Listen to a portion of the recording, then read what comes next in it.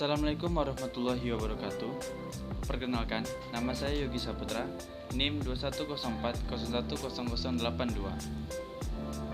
Program Studi Akuntansi Fakultas Ekonomi Universitas Maritim Raja Ali Haji. Baiklah, pada kesempatan kali ini, dalam pemenuhan tugas mata kuliah pengantar ilmu dan teknologi kemaritiman, saya akan membahas mengenai teknologi kemaritiman. Dalam pembahasan kali ini, ada beberapa pokok pembahasan. Yang pertama, pengenalan bidang teknologi maritim. Yang kedua, potensi Indonesia sebagai negara maritim. Yang ketiga, teknologi maritim di Indonesia. Dan yang keempat, riset laut ilegal. Baiklah, langsung saja kita masuki ke pembahasan yang pertama, yakni pengenalan bidang teknologi maritim.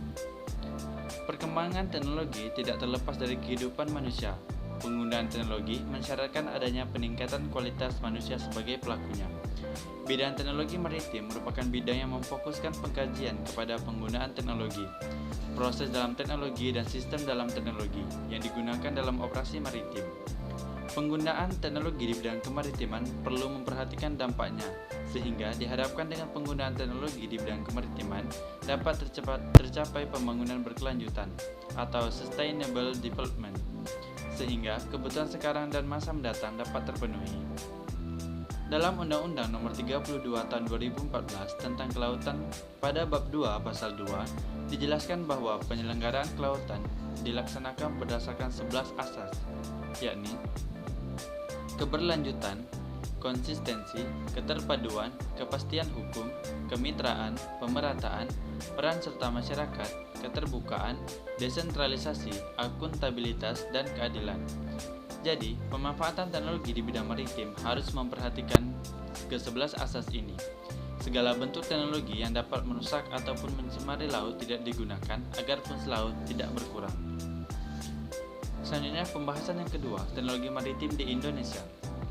Indonesia, yang merupakan negara kepulauan dan banyak berbatasan dengan berbagai negara di sekitarnya, merupakan lokasi yang sangat rawan akan konflik perbatasan.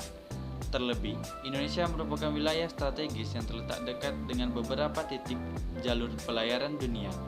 Salah satunya adalah Selat Malaka, yang merupakan urat nadi perekonomian yang menjadi tanggung jawab 3 negara, yakni Indonesia, Singapura, dan Malaysia.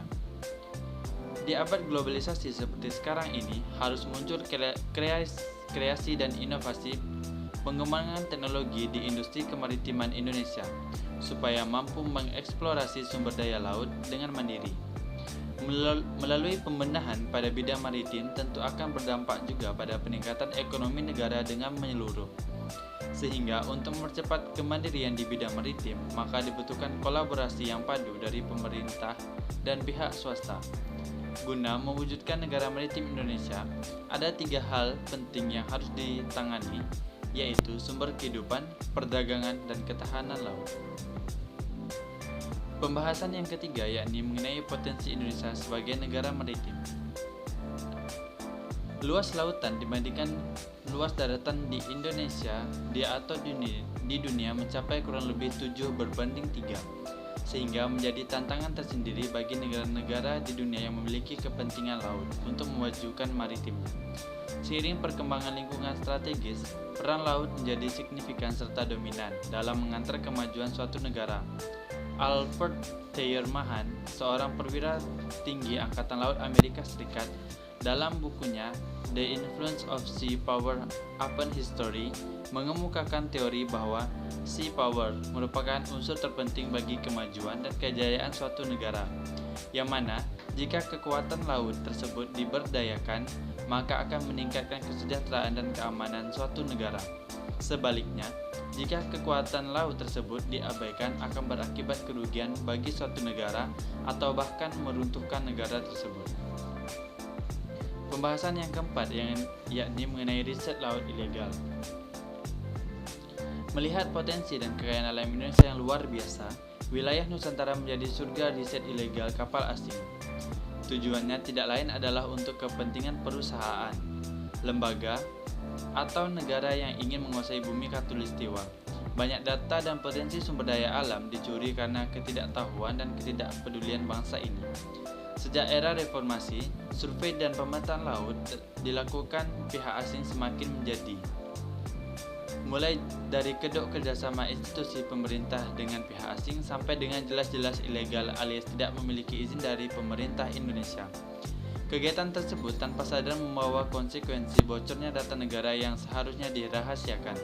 Informasi tentang medan laut dapat digunakan pihak asing untuk menentukan taktik dan strategi militer jika mereka ingin menguasai wilayah Indonesia. Indonesia memegang peranan penting dalam jalur perdagangan dunia. Semakin meningkatnya ketergantungan dunia akan laut, peran Indonesia menjadi incaran penguasaan negara asing, terutama negara yang industrinya sangat tergantung pada minyak bumi dan transportasi laut. Adapun kesimpulan pada pembahasan kali ini, yang pertama, ilmu dan teknologi maritim merupakan keseluruhan sarana untuk mencapai tujuan dalam rangka memenuhi kelangsungan dan juga kenyamanan hidup manusia yang dipakai di bidang kelautan, khususnya berhubungan dengan pelayaran atau navigasi serta berfokus pada kegiatan ekonomi. Yang kedua, bidang teknologi maritim merupakan bidang yang memfokuskan pengkajian kepada penggunaan teknologi, proses dalam teknologi, dan sistem dalam teknologi yang digunakan dalam operasi maritim. Yang ketiga, di abad globalisasi diperlukan kreasi dan inovasi pengembangan teknologi di bidang kemaritiman Indonesia supaya mampu mengeksplorasi sumber daya laut dengan mandiri untuk menunjang Indonesia sebagai wilayah strategis yang terletak dekat dengan beberapa titik jalur pelayaran dunia, salah satunya yakni Selat Malaka yang merupakan salah satu urat nadi perekonomian.